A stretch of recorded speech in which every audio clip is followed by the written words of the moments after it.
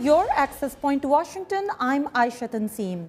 We all read the news about Pakistan, and some of you live it daily. No electricity, no gas, petrol prices through the roof, killings, kidnappings, extortion, corruption, and on and on and on. But today we'll talk about a different kind of story, something that sounds so mind-boggling, especially when you put it next to the current news cycle, that it is almost unbelievable, even to those who are at the helm of it. Let's listen to this. I have to say, from the beginning, I thought it was a mistake. And one of the greatest experiences of my life, one of the greatest learnings, is Pakistan is one of the up-and-coming entrepreneurial nations of the world. And 10 years from now, it will be the Turkey of the region, without a doubt. Today, we tell you the story of the Pakistan 100, the companies that are going to make Pakistan the next Turkey of the region, according to Habeeb, the woman you just heard. And who better to join us in telling that story than the man who's at the top of that list? Abid Butt is the founder and chief executive of E2E, and that would be end-to-end supply chain management, one of Pakistan's leading provider of logistics services. He's joining us via Skype from Karachi. Mehrbano Sethi is another successful member of the Pakistan 100. She is the founder of Luscious Cosmetics, a Pakistani makeup brand that has grown exponentially and is now going global. She's also joining us via Skype from Lahore. And Mohsin Khan is joining us in the studios in DC. He's a senior fellow in the Rafiq Hariri Center for the Middle East at the Atlantic Council, focusing on the economic dimensions of transition in the Middle East and North Africa. Welcome to all of you. Very much. So let me first start with you, Abid, since you are the man at the top of the list. How did you get there? Well, I mean, in a few words, I think we have a very good team, and we picked on an idea that was. Okay, Abid. We can't hear you somehow. Your video's frozen. So Mohsin Khan, I will come to you. Yes. Does it surprise you as an economist who looks at the region that on one hand we're talking about no electricity, no security, nobody wanting to invest there, and on the other hand these companies are doing so well? Yes, I mean, it is a puzzle that people have been wondering about. On the one hand, you have all the numbers, for example, growth, inflation, the balance of payments, telling you the country's in a free fall. At the same time, you have, on the other hand, a tremendous amount of economic activity. You go out into the streets of Pakistan and you see this activity. But the other important thing that I think is very relevant to the Pakistan 100 is the incredible growth in the middle class in Pakistan. I mean, it's estimated that there's, something like 70 million out of 180 or so fall into the middle class. They have a tremendous amount of demand for consumer goods, but they also have a demand for manufacturing goods. And so one can see that there are companies that in Pakistan that are doing extremely well. So there is this quandary as to what is the true Pakistan? Is it the numbers that are telling us that the economy is in a disastrous state, or is it the other side, which is telling us that things are going pretty well and that it could be the Turkey of the future? Mehrbano, let me come to you. Your company is one that started in the last 5 years, and as I was talking to you yesterday, you said that you're going global. Tell me a little more about that. Hi, Ayesha. Well, I started my company 5 years ago, and it was a little bit of a leap of faith because, homegrown brands in Pakistan had not at that time gotten a foothold, and there was no benchmarks to follow.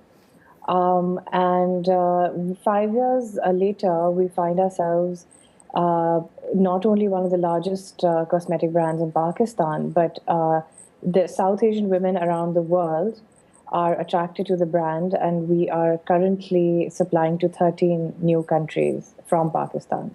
So, Mehrbano, what I am surprised to find, or what anyone who's not intimately involved in the business environment in Pakistan wants to know is, how do you manage to deal with the lack of electricity, the lack of gas, the other problems? I mean, how do you produce stuff when there's no light, there's no security? Okay.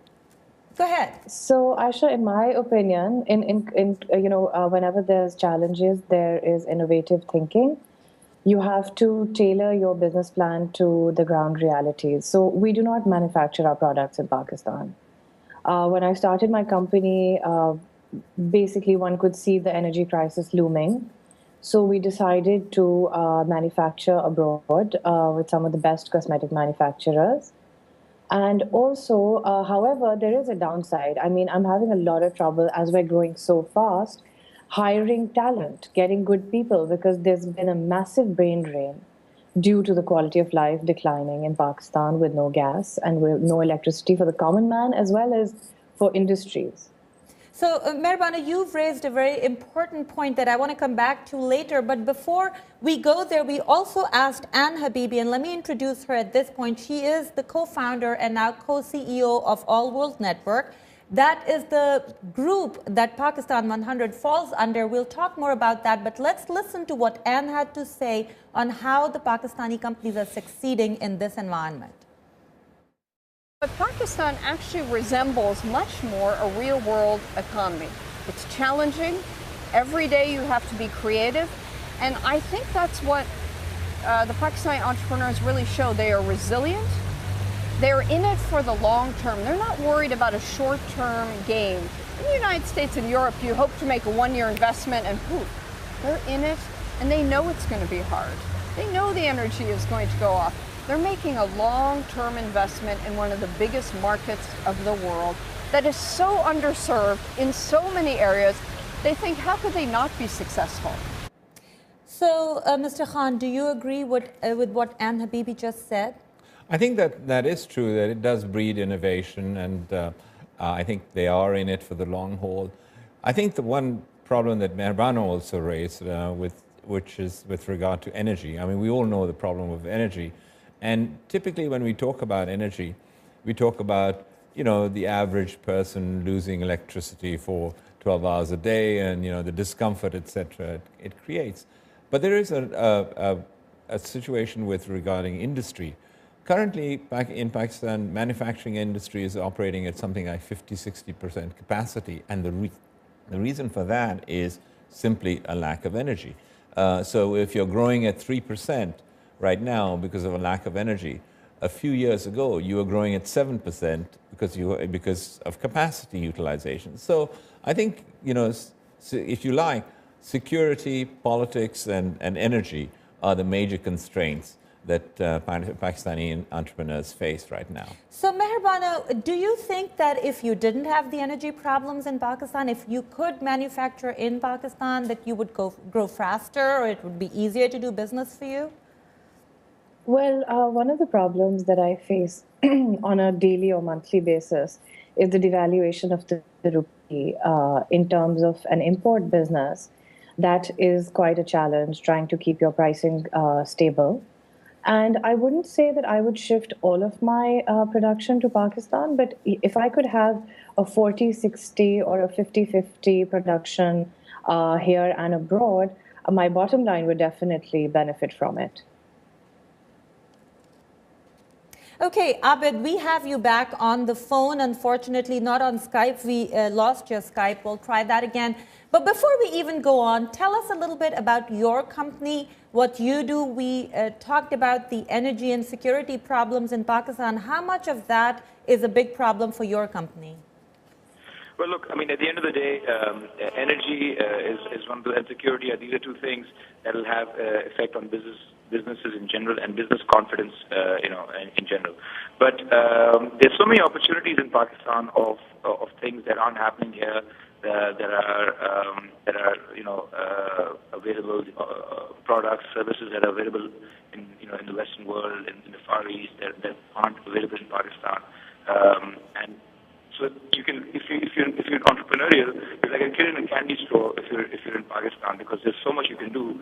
For example, in 7 years since I've come back, I've went to my fourth venture, and all of them have been very successful. And the reason for that is that all we're doing is we're working professionally, we're working diligently, but at the end of the day, we're just replicating what's being, customizing what's being done abroad a little bit, but basically replicating replicating it. I mean, I'll give you an example.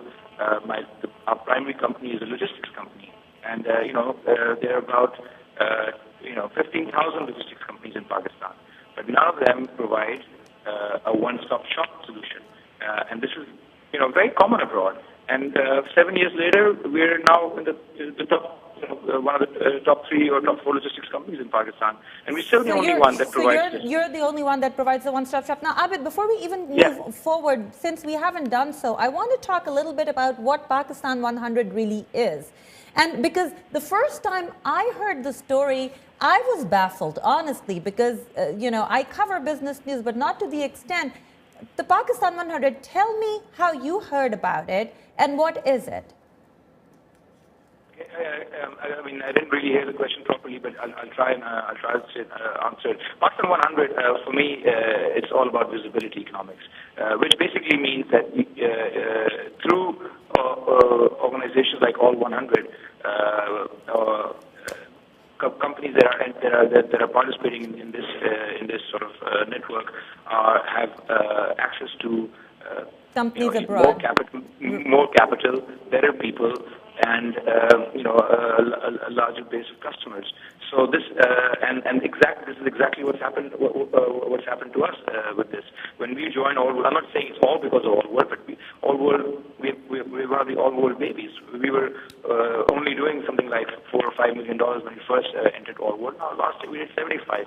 So in 3 years, this is what I'm not saying All World has achieved all of that for us, but it's helped. It's helped. Okay, Mehrbano, let me come to you and let me tell our viewers and our listeners what Pakistan 100 is. It is a network of companies that Habeeb and her co-founder found, basically joining companies from around the world so they could each know each other, do business together, better visibility.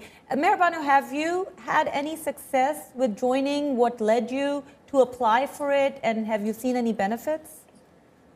Well, definitely. First of all, I'd like to definitely commend Habeeb on her initiative and having such faith in the Pakistani entrepreneur. I was referred to it by a friend of mine from the Dawood family, who's also a big part of sponsoring Pakistan 100 in Pakistan. And definitely the visibility has helped us a lot. I've already had quite a few approaches regarding private equity, which we had not even considered before. Okay, so Mr. Khan, let's talk about some of the things that Mehrbano mentioned, which is the devaluation of rupee. Right. And not being able to manufacture in Pakistan, whether it's because of lack of energy or lack of right talent or whatever other reasons. How is it affecting business in the country? And can the government learn something from these companies, not sort out everything, but well, I maybe think that this transfer of businesses abroad has been going on for a little while now, for the reasons that you mentioned. Mehrbano talks about her industry, but also, for example, in very basic industries that are Pakistani industries like textiles, moving to Bangladesh, for example, in order to be assured electricity, to be assured a labor supply, to be assured security, etc. That's natural. And so that does matter. I think that there are a lot of indicators that, as I mentioned earlier, that point to a problematic economic situation, other than security and politics, but and the devaluation of the rupee, because essentially you're running low on international reserves. Naturally, by the market pressures, the rupee is going to be devalued. I think I would just I should note 3 bright spots on the horizon.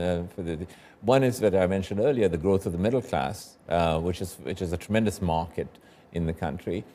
The other is in fact the growth of remittances. I mean, remittances have been skyrocketing. I mean, this year, for example, they're close to $15 billion dollars coming into the country. So the growth of the middle class. The growth of in some sense, the informal economy, which is growing. I mean, people are getting work, but to me, and we could discuss that further. I think these are all developments that have taken place, I would say, Despite the government's... I wouldn't Despite. say have not been government. But I'll tell you one very important government change that has taken place, which is the sort of move towards better trade relations with India. And you recently came out with a report about trade relations with India. Tell me a little bit about that report. You projected 10 to 20% growth. In fact, currently, more than that, because I say, currently trade between India and Pakistan is about $2.5 billion. It's there's some informal trade going on via Dubai, but this is the directly measured trade. And our estimates show that trade on the basis of all the indicators could be 10 times that amount. And so we're talking about 25 to 30 billion dollars. 10 times that amount right now without any change in the political scenario, or 10 times that amount with some tweaking? Not necessarily political scenario. I think, yes, of course, political scenario matters a lot, the politics between the two countries. No, I think what is the biggest constraint right now is physical infrastructure. You don't have the roads, you don't have the ports, and so on. These will take time. But I'm saying if you project down about 5 years from now, and you get all that infrastructure in place, then I think trade could be 10 times as much as that. And this project that we were doing was going on, has been going on for a year and a half, and is continuing. And I think apart from all the analytical work and talk to government, etc., we actually went and talked to the chambers of commerce and traders around the country as to what they saw was the potential and what they saw were the constraints. And then we wrote a report on that and gave it to the government. We were essentially working to help the Pakistan Business Council and the government in there. So let's talk to the two business people that we have here. Abid, if we still have you on the phone, are you thinking of... And I would just like to follow up on that. I mean, what Mr. Khan is saying, actually coming from someone who's on the ground and related to ports and ships and stuff like that, I have to tell you that Pakistan is actually, if trade relations with India improve and if the border opens and we get rid of these non-tariff barriers that are also sort of in the way aside from the tariff barriers, I think Pakistan is so uniquely placed because contrary to what Mr. Khan is saying, Pakistan actually has underutilized ports, and India has ports that are totally crowded and clogged up. So potentially, Pakistani ports can be used for northern Indian cities, northern India, and Pakistani roads, which are actually, I think, having a trucking fleet, I can tell you they're not that bad if you compare them to Bangladesh or you compare it to India even. And Pakistani roads can be used, the old Silk Route can be revived, and Pakistani roads can be used for the go-between Indian goods between India and Central Asia, Afghanistan. All these countries, Uzbekistan, Tajikistan, Afghanistan, and Kyrgyzstan, so, all Abid, of these countries is it not have happening? Pakistan as the closest port to all of them. So, Abid, is it not happening right now because of the political tension between the two countries? But right now, the Pakistan-Afghanistan trade agreement, which has been signed and agreed by our cabinet, has not been put into place for various sort of reasons, bureaucratic reasons, and that's been done. It's been something like 13, 14 months since the thing was agreed. Maybe Mr. Khan can shed some light, but I don't.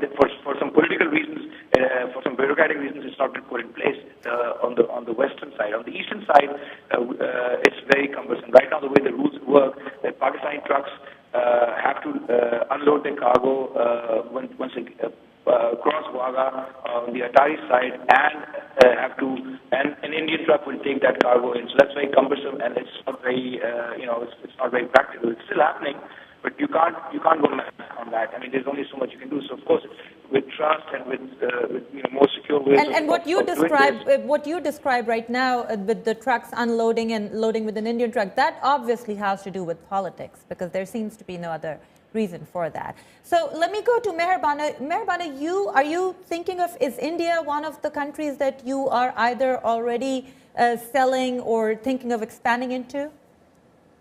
Yes, we've just completed a deal with one of the largest cosmetic and personal care goods distributors in India. And region by region, we're having a soft launch in the summer. And then region by region, as you know, India is a huge country.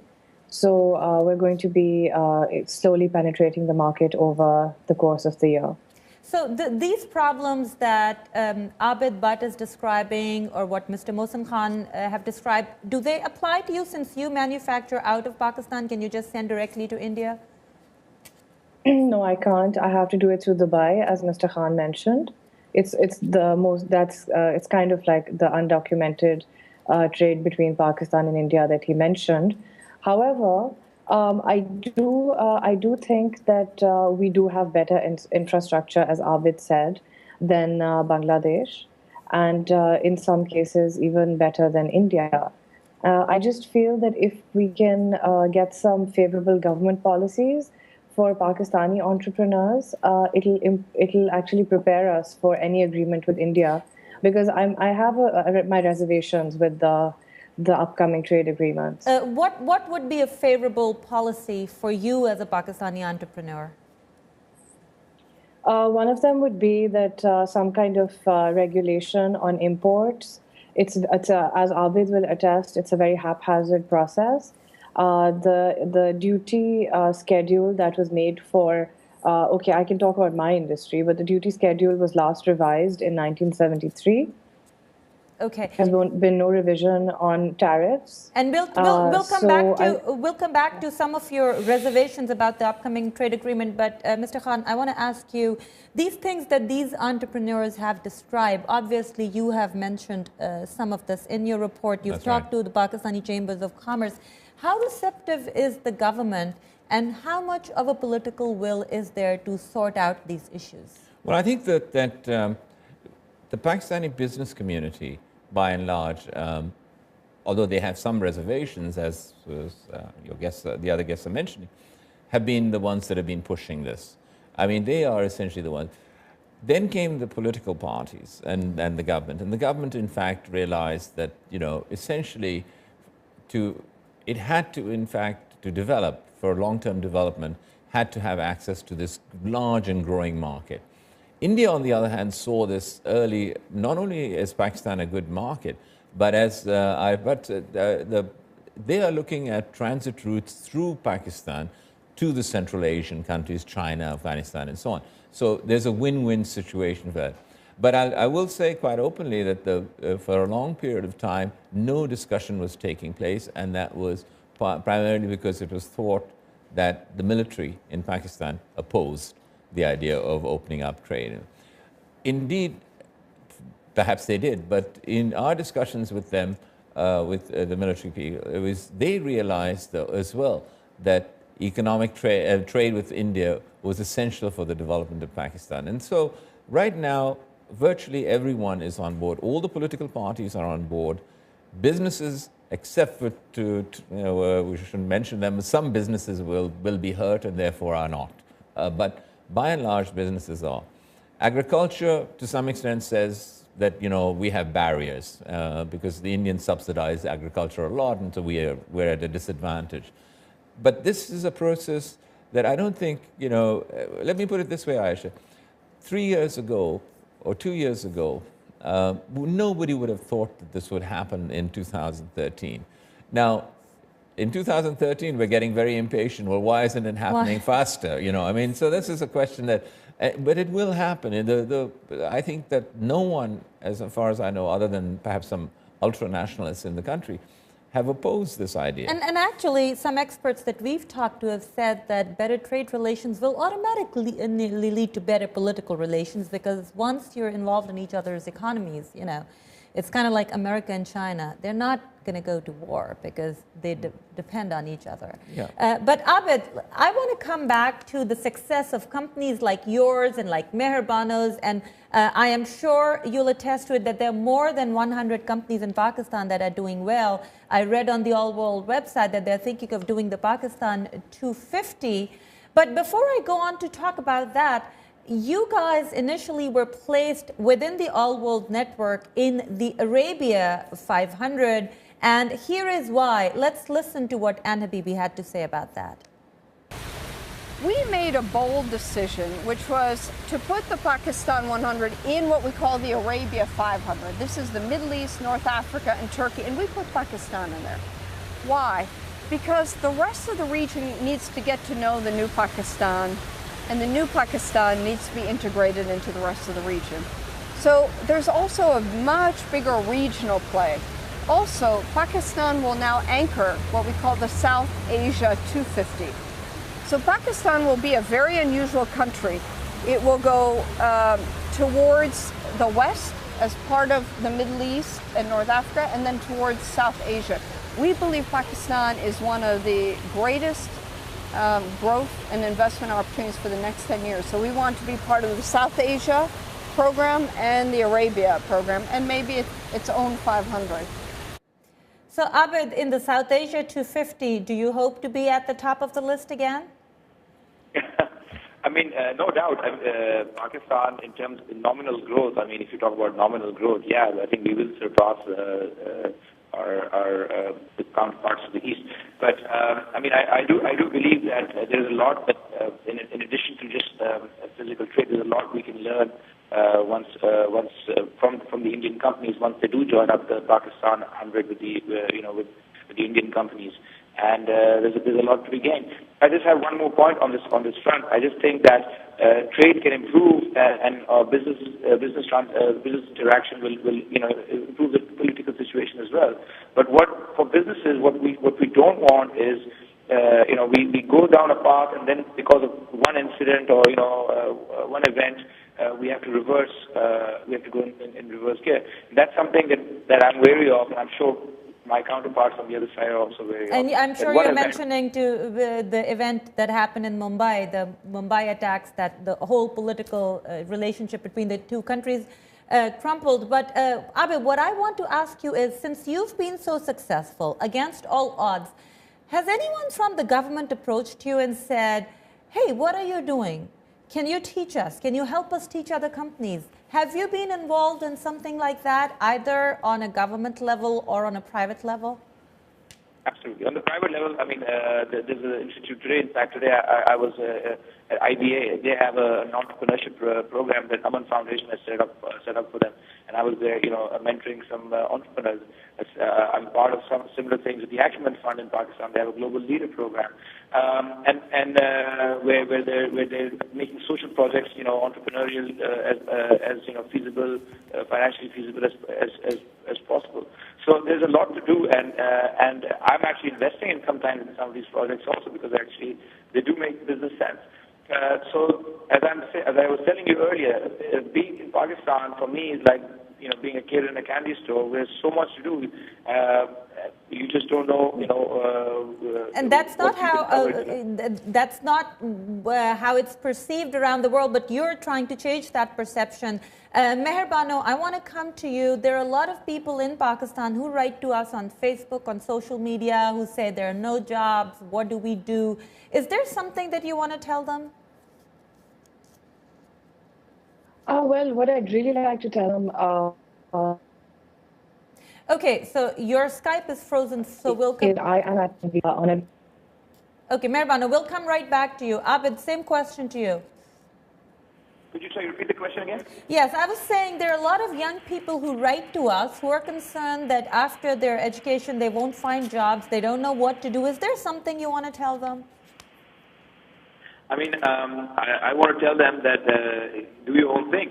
Why would you want to look for a job? Do your own thing. I have a saying that was quoted quite a lot in the press here, which is "Paan ki dukaan ho, lekin apni ho," which means that even if you have a small corner shop, it should be your own. And unfortunately, that is all the time we have today to talk about this issue. I thank you all so much. Abid Butt of E2E, Mehrbano Sethi of Luscious Cosmetics, and Mohsin Khan, an economist who recently came out with a report on India-Pakistan trade. Thank you all for tuning in, and I hope you tune in again for another episode of Access Point. But do not forget to leave your suggestions, your ideas, your comments. We read each and every one of them. Goodbye.